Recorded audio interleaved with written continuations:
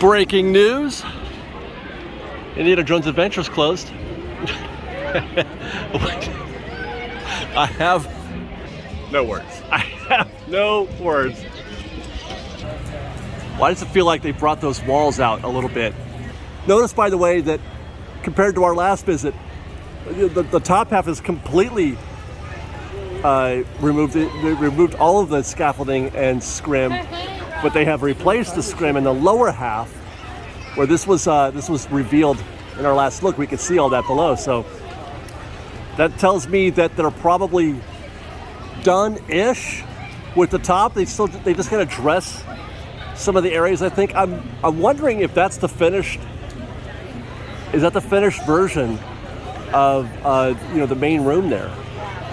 Because it looks. I know the wood is supposed to look worn there. You know, it's from a shipwreck, but is the exposed, unfinished wood supposed to be like that? I wonder. Perhaps. I'm not sure I'm crazy about that if that's the case.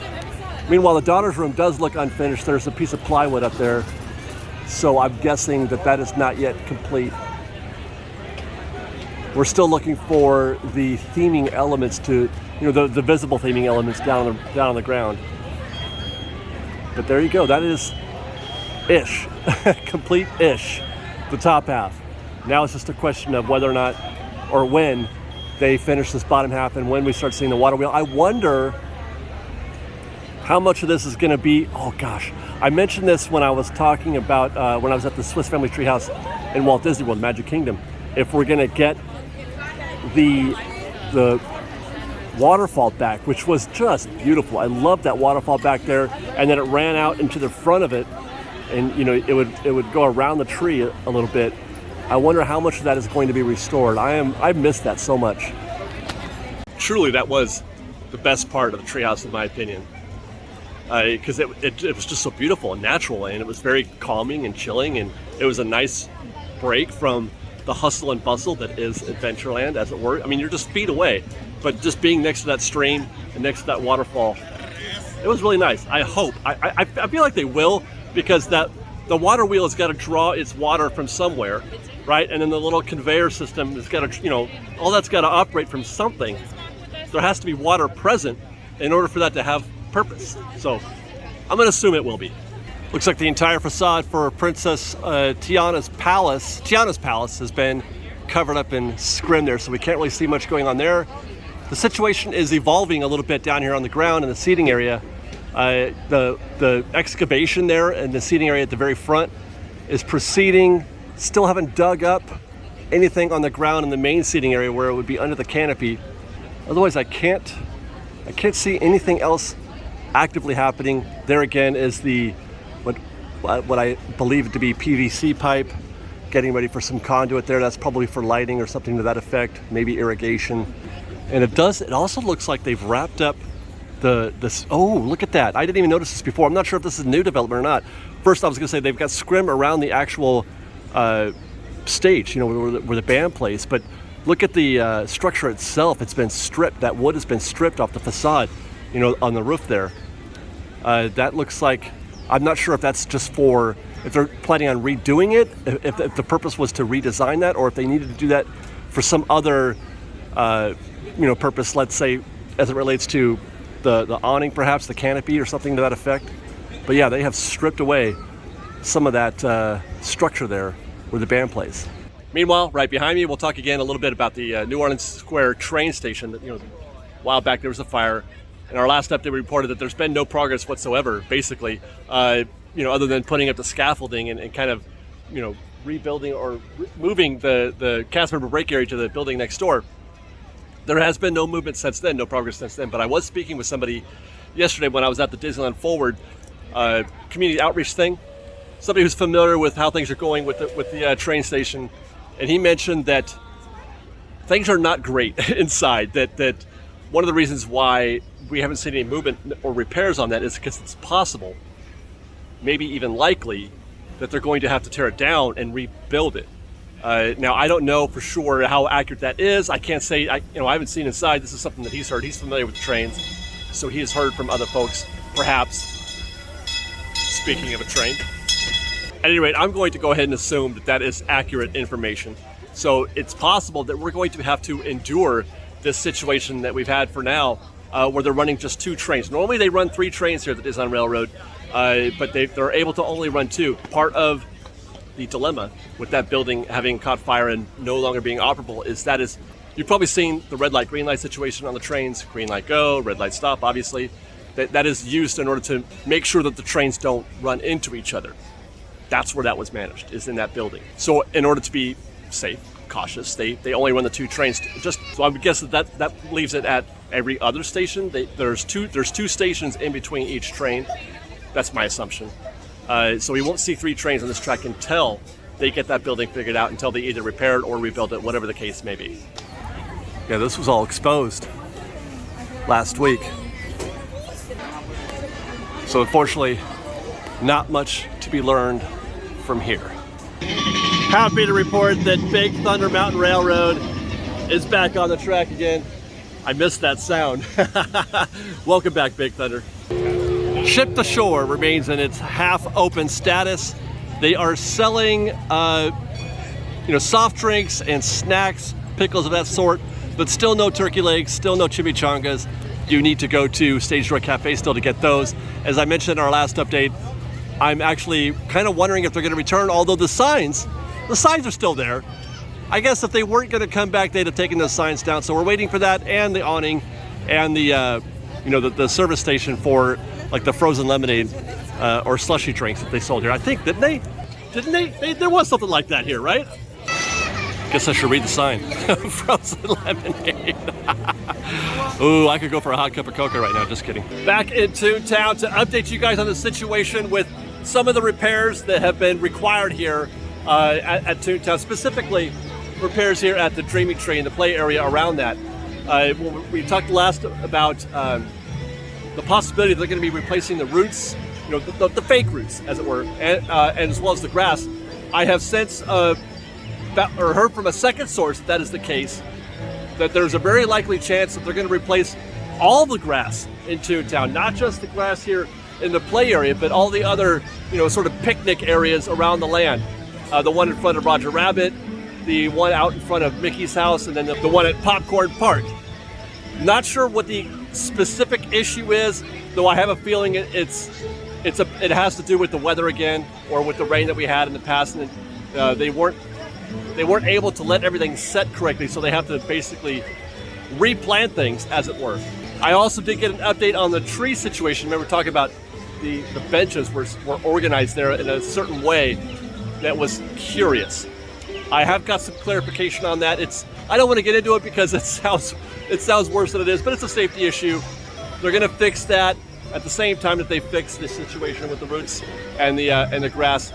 As I mentioned in the last update, expect this whole area to be put behind construction walls here in the near future. Donald's Duck Pond still not operational.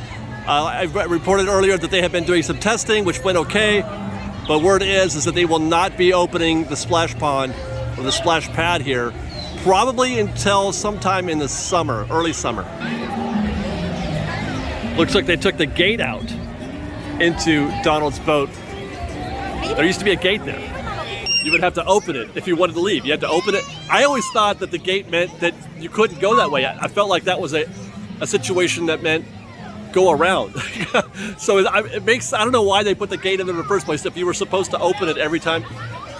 That didn't last very long. You guys remember that one time when I said that there was maybe it was possible that the Toontown hype had worn off just a little bit and that it wasn't going to be quite as busy as it has been?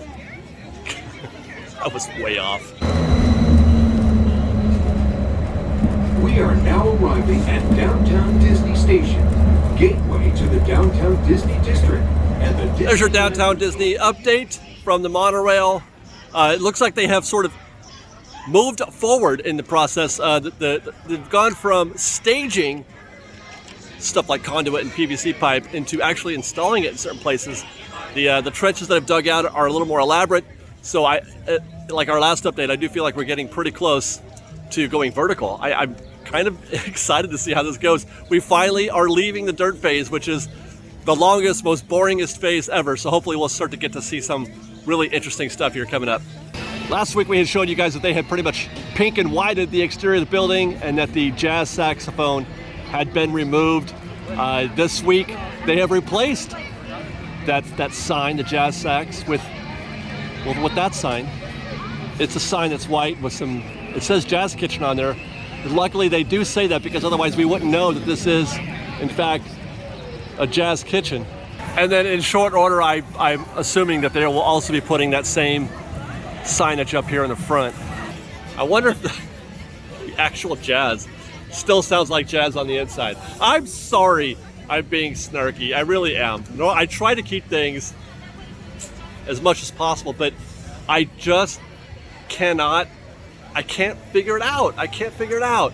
And it makes me sad. Not that I was crazy about the old, look of the jazz kitchen. It's just, this isn't it. Whatever that wasn't, this isn't it either.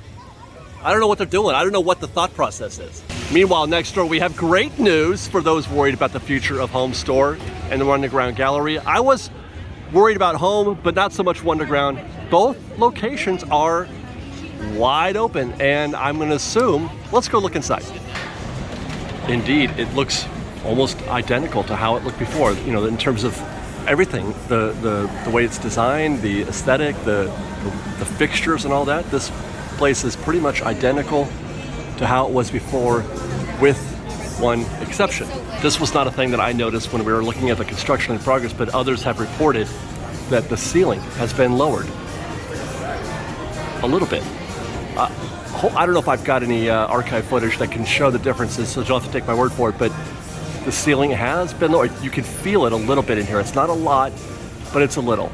Same is the case for the Home Store. This is virtually identical to how it was before, as if nothing happened.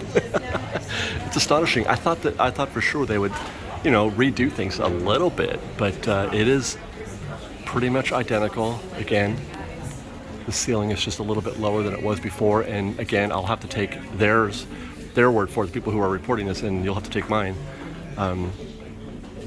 because that's not a thing that my eye catches very well. So when I was speculating that the reason why they had closed those two stores and were remodeling them somewhat was so that they could build some sort of alternate access to the Paseo. I forget the name of it now. What used to be Catal, or what's going to be used to be Catal. Because the current entrance to that restaurant is not good at all. So I was way off on that again. I was way off. The store looks just, like I said, about the same. But the lowering of the ceiling, I'm going to assume that is related to Catal. I'm going to assume that they're trying to create more space on. Hey, how are you? They're trying to create more space, above those retail locations for more seating, to create a bigger seating area. But it's not an elevator that's going to give you access to the second floor. Speaking of Catal and Uva Bar, walls are up around the Uva Bar. It is now closed. Well, not forever. The Uva Bar is no longer a thing. It's going to become the new Paseo and something or other that I can't remember. I would look it up right now, but I'm filming. Centrico. I just remembered. I was going to look it up, and then I remembered. Centrico. Paseo and Centrico. I don't know which is which. I don't know if that's Paseo and that's Centrico, or vice versa. But anyway, walls are up, so they're going to be redoing this. Meanwhile, which you can't see anymore, the walls continue to extend here in front of Sprinkles. Sprinkles is gone. Gone as in closed forever, not to come back. I'm not surprised, to be honest. I don't normally do a lot of commentary on the shops here or the restaurants, etc., that are in downtown Disney, but it doesn't shock me in the least that that place didn't survive. People like, cupcakes, yes, but I don't know if you could do a whole shop for cupcakes. Plus, more importantly, it wasn't an inviting location, in my opinion. I walked by there, I thought it was always closed. The way that they built that entrance, it always looked to me as if it was something visually, it wanted me to stay out, not go. It wasn't inviting. It didn't pull me in. It made me want to stay out. I'm not sure why that is. Meanwhile, Liz, she didn't like the fact that they went to like a kiosk only system to order your cupcakes. You couldn't go in there and window shop and look at the cupcakes and say, I want one of those like you would at a donut shop. You had to go to the computer monitor and just pick your cupcake. Well, I don't think that's the reason why they didn't succeed. I don't like it. I don't like that either. People want to have an experience And that's one of the reasons why we all yearn for things like Blockbuster. Here, I'm going off on a rant here. I'm going off on a bit of a tangent. That's why I want Blockbuster back. I don't want to scan. I can go, sure.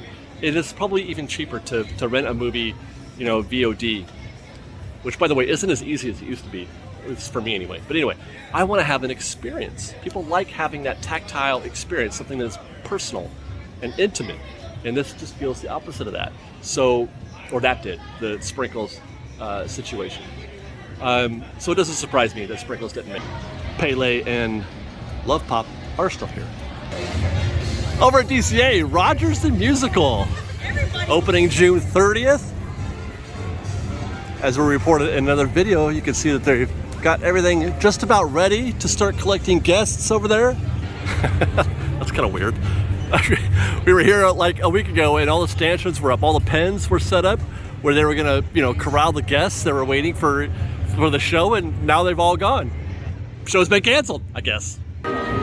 Meanwhile, next door at Avengers HQ, where they're building the possible gift shop, the walls have grown. These construction walls were to right about here before, and now they have extended them out this way. I don't know what that means, but it's you know, it's an update nonetheless. They have also returned the Humvee, but it's in a different spot. It was right about here. Now they've parked it off to the side. So, big important update from from Avengers HQ. Make a note of it. And as we segue into Cars Land, since the parks have reopened after, you know, post-COVID, it's been what? It's been more than 2 years now. Everything has returned. Everything is open again, except for one location. There is one location that had yet to reopen. And now that's off the list as well. Radiator Springs Curios has been open finally after more than 2 years. I guess maybe they were trying to find a purpose for this location, because it's just kind of more of the same.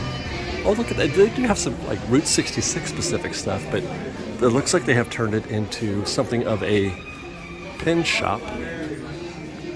Lizzie's official pin trading. And you can buy magic bands here. That's it. Everything's open. COVID is officially over. Well, it will be officially when they get rid of the reservation system. Anyway, that store is very much like it was before. I have to admit, I was looking at the, you know, the array of magic bands they have there, and I'm like, oh my God, do they? I was like, I wanted to buy one. I really like that storyteller statue one. It looks great. I wish they had a partner statue, but the storyteller statue one looks great. I also like the one, the Big Thunder Mountain Railroad. Do they have me? Did they get me? Like, I can barely remember to bring my magic band, let alone use it, which you can't really use it here anyway, because all it's for is for scanning into the park, using your Genie Plus, which I don't ever get, and using PhotoPass, which I don't ever use. So, but now I want to get one and wear it and boot myself around, you know, different places, and I don't know. They're diabolical, those magic bands. Out front Pacific Wharf, I think we see, is that New Art Wharfside Travel Agency? Was that there before? I think that might be new. And then I was advised, when we were talking about trying to decipher what some of these signs were saying, some of it was in you know, Japanese. I couldn't figure out that one. That one is actually for the Lucky Fortune Cookery. So if you were looking for a reason to evidence that nothing was going to change at Lucky Fortune, that's a good sign right there. A literal sign, Lucky Fortune Cookery is remaining as is. Now here's something I wasn't expecting. Construction walls and scrim above the restrooms next to Lucky Fortune Cookery. This does not appear in any of the concept art as being a place that's going to get any kind of change. So that's curious. But otherwise, everything looks to be as we left it here on Pacific Wharf proper. No other major changes or visible changes at all that I can see. Finally, still waiting for something to happen here at the Blue Sky Cellar. Still closed while they engineer a new show. No idea what that new show might be. I mean, obviously, Tiana's Bayou Adventure is a given, natural. That most definitely will be there. But they have room for more than just that, I suppose. Although they could probably, the model that they had at D23 is about the size of the models that they kept in that center part And I suppose they could put, you know, the concept art and stuff like that on the wall. So maybe it is just Tianas. But that would be kind of a letdown if you ask me. You know, we already have seen that concept art. That's nothing new. But then again, as I often remind myself, there's more than just the hardcore fans out there. The people that come to the park is filled with more than just, you know, the 5%ers who are diehard fans, true believers that know everything that's going on in the park and watch channels like this. The other 95% don't really have any idea what's going on. And when they close Splash Mountain, they're going to be going, "Hey, all right, thank you, thank you." You know, they're going to be literally scratching their heads like, "Hey, what's going on? What are you guys doing? What's this? Tiana's Bayou Adventure. What the heck is that?" Thanks for watching, everybody. Our construction report is done. Be safe out there. Be kind to one another. Respect.